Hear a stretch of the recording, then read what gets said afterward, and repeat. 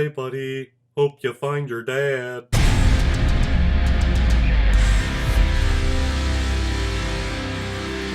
Elf, released in 2003 and is directed by Jon Favreau, who's directed such films like The Jungle Book, The Lion King, 2 out of the 3 Iron Man movies. He's very popular right now with this show called Mandalorian on Disney+. The guy has starred in and directed many great things, and it all started with the directing side with this film. I believe this is his second directorial picture, and I think he knocks it out of the park. And this film stars Will Ferrell, James Caan, Zooey Deschanel, Mary Steenburgen, Bob Newhart, and Edward Asner, plus Tyrion from Game of Thrones. So this film comes as a recommendation from one of my subscribers, Melody G. Thank you very much. This is a holiday tradition in my family, watching this every single Christmas.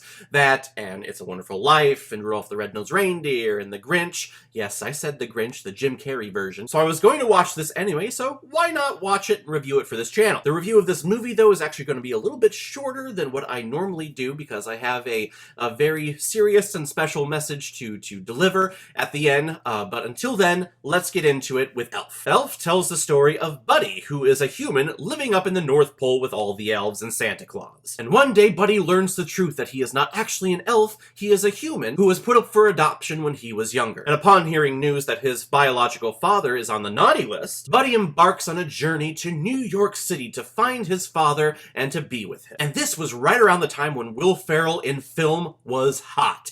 And no one could touch him. He was the big comedic star around this time, which means that his shtick wasn't really used up at that point. So when we go into this movie, we're expecting to laugh and have a good time, which it absolutely has those parts, but there is a real emotional core to this film, which is why I think that it transcends a lot of Will Ferrell's pictures. Yes, here's Will Ferrell again playing this not so bright, intelligent man. Actually, at some points, he's acting more like a child than an adult, but here it's so genuine because it's heartfelt, and we buy into the idea that this person is coming down from the North Pole and experience the big city standard stereotypical human civilization for the first time. Waving down taxis, taking a bunch of flyers that are free, spinning around in the revolving door of a building. All of it is so genuine and so delightful. And James Caan does a great job of playing the angry father who doesn't believe in Christmas or Santa Claus, really doesn't believe in anyone nowadays. But you can tell that deep down he does have that warm, jolly center that Buddy helps come out. Buddy is just one of those people that I think all of us need in our lives. We need that one positive person that is always jolly and always positive about every situation. We kind of need that as reinforcements in the back of our head. Heck, that's why we go to see pictures like this. It's because we're desperate to believe in those nice, happier, simpler ideals and simpler times. A lot of us take the holiday Christmas spirit for granted. We get so wrapped up in our minds and in our dreary lives that a lot of us have that we forget that the holidays, that the Christmas time is about spending time with your family and friends and loving one another and just having an overall joyful, positive look on life for a short time period. The goal is to let that extend throughout the year, but we all know that's probably not going to happen. But for a short time, for a short month, we try to bring that out of ourselves. And Buddy and Elf absolutely do that. I'm going to give Elf 4.5 out of 5 Blu-rays. I think I see blue. He looks glorious. Thank you very much, Melody G, for the recommendation. If any of you have recommendations of films that you want me to review on here, this is going to be my last movie review of 2019, so send in your recommendations, comment below this video, go to my Facebook page, my Instagram, or my Twitter, leave your recommendation there, and if I like it, I will pick it, and we will review it next year, and I'll give you a shout out on the channel. So now comes the part in this video that I wanted to show, because I think it's going to be very therapeutic for me. I'm so happy that, Melody G, that you recommended this movie. I was going to watch this anyway, because like I said, this is a viewing tradition in my family, and this year, on Thanksgiving, we sat down to watch this, and it was really the last big thing that I did before I lost one of my cats a couple of weeks ago now, by the time that this has posted, but that night, Thanksgiving night, was really the last time that I saw him, and it was while watching this movie. The next day I came home after work and after dinner with my wife, and I went to go feed all of our cats. We do have 5 cats in this house. They kind of overtake us. And when I went to go to grab Baron's bowl, his name was Baron, I found him just passed away in our bedroom, just laying down, and his eyes were open, and he was stiff as a board. His body was cold, and it was a very traumatic experience. And I like that I'm getting to talk about this. I feel good now, but when I'm reviewing this, it's about a week after it happened, and I'm in a better place. But for a while there, for a good several days, you couldn't talk to me. I was angry, and I was traumatized. I was depressed, because my cats are like my children. I don't know if those of you that know me, you know that me and my wife had decided not to have kids together. So these cats that we have, these pets, these are our children. A lot of people came up to me, after it happened, and I know they have really good intentions, and I appreciate everyone that's reached out to me.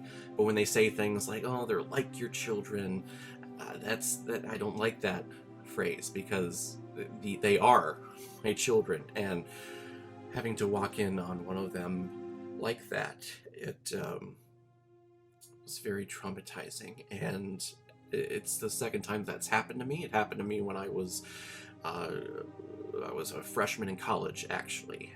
Our longtime family dog, I had walked in on him after a long camping trip, and no one told me that he had passed away. They just left him on the couch before they buried him that night. That's something that traumatized me, and I've never really gotten over. It was about 13 years ago when that happened, and then this past week it happened again, to someone that I've loved tremendously over the last, when did we get him? Almost 10 years since we've had him. Aaron was a black cat. He was overweight, is something to say the least. He wasn't like morbidly obese like you see some of those pictures online, but he was definitely chunky. He was a chunky little bear. And actually, 2 years after we got him, he just wasn't eating, he wasn't drinking, he wasn't doing much, and his skin was turning yellow. When we took him to the vet, we discovered that he had fatty liver disease. We took him to the overnight vet, and they basically said, if you want, we can put him down for you. And my wife and I looked at each other, and he was 4, not even 4 at the time, or at least that's what we were told. And we told the vet, no, he's 4, we're not putting him down. He can't. What do you mean he has fatty liver disease? He's not an old cat at all. Then we took him to our primary vet that we use, and they were willing to work with us to try to nurse him back to health, but not knowing if it would work at all. And it did. We had to inject fluid into him. We had to force feed him just to get nutrients into his body, and he started eating, he started improving, and that was back in 2012. And so we bought another 7 years for this cat, who is our kid. We knew that he was on borrowed time. I always had a feeling, even though he wasn't the oldest cat that we've had, I had a feeling that he would be the first one to go eventually. I didn't want it to happen, but I just had a feeling.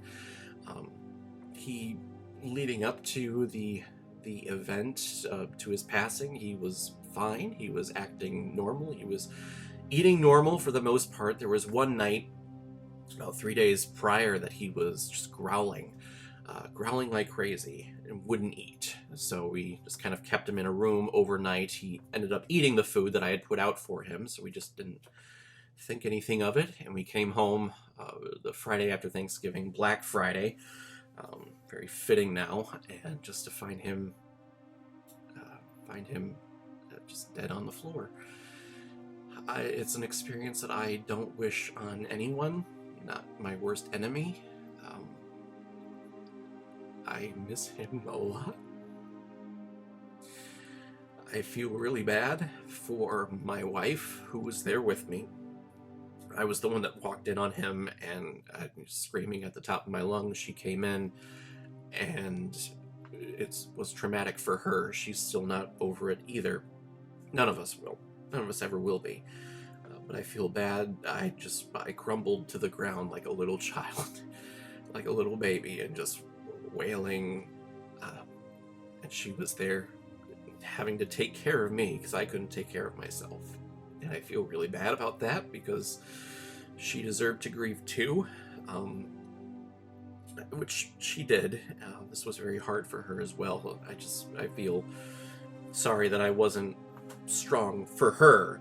She had to be strong for me. So if anything, I love her and so grateful to have her there at that moment. It's an event that I was dreading, and I knew that it was probably going to happen. We bought this house in 2015, and you're all excited. You're moving stuff in. You're setting things up with this house, and part of me was a little sad because I know that this place was going to be the resting place for probably a couple of our cats. We have another one, Max, who's been on this channel actually. He is 13 years old, I think. He's an old guy.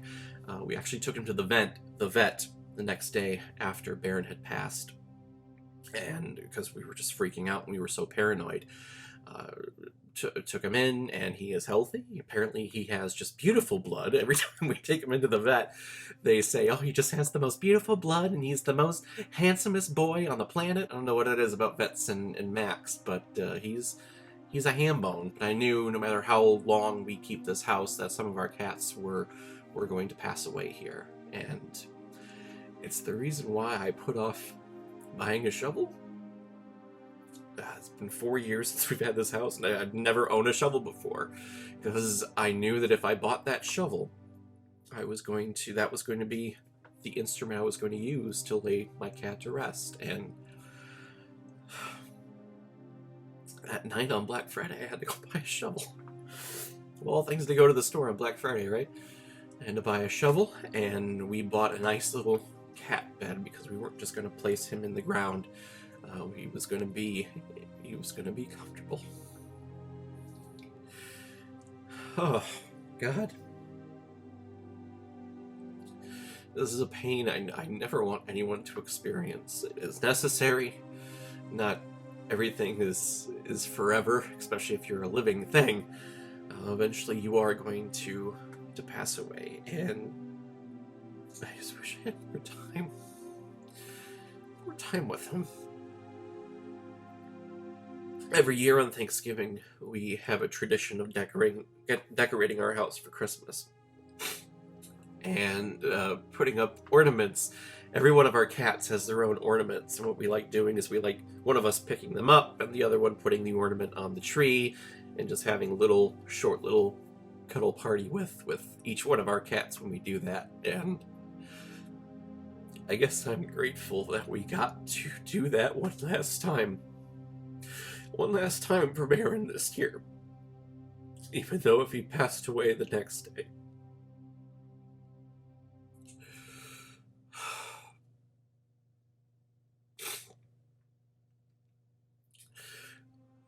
I guess, making this video, making this response, it's helping me cope with it.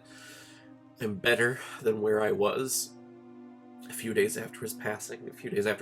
I wish I would have. I wanted to throw my keyboard at everyone at work, because I'd gone back to work that Monday, and God, that was way too soon.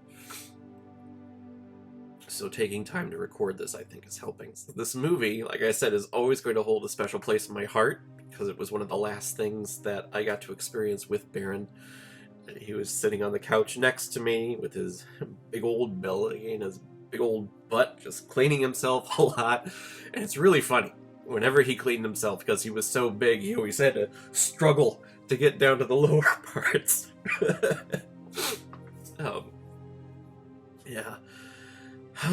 I love that cat so much. I love all of our cats equally. All of them are great. Like I said, they are our kids, but this one was hard. He always had an attachment more to me than my wife, and my wife would say the same thing. He would always cuddle with me at night. He would just lay right on my chest, and I would always pet him. He's the only cat that we had that liked being pet under the chin, which I think is absolutely adorable. So I guess I know that he is watching.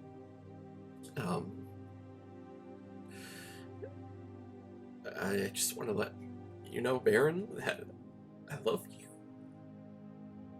I love you. I love you very much. I'm always going to see you every day. I'll always say hi to you. If anyone I see anything that happens in life that is good, I know that it's because of you, and you're making your high-pitched, like, little sissy meow. He had the highest pitched meow you've ever heard. Just I can't even get that high, but God, I miss the crap out of him. And I want to let him know that I'm sorry. I'm sorry I wasn't there the day that you passed. I'm sorry I wasn't there to help. I wasn't there for you when it was happening.